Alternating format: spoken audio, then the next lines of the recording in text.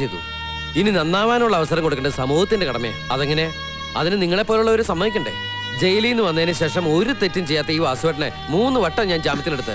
നീ വർത്താനം പറഞ്ഞ സമയം കളയാതെ വണ്ടി കയറ്. വരട്ടെ വാസുവേട്ടൻ.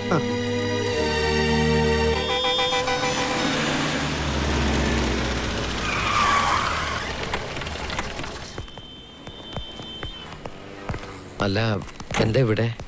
വരൂ, പറയാം. വാമേ. സാർ, സാർ, മോൻ വന്നിട്ടുണ്ട്.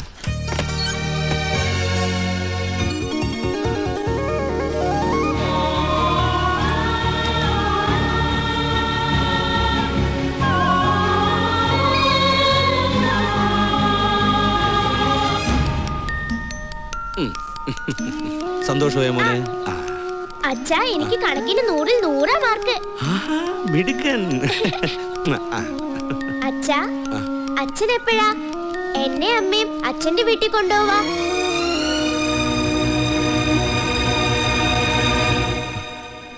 വാ.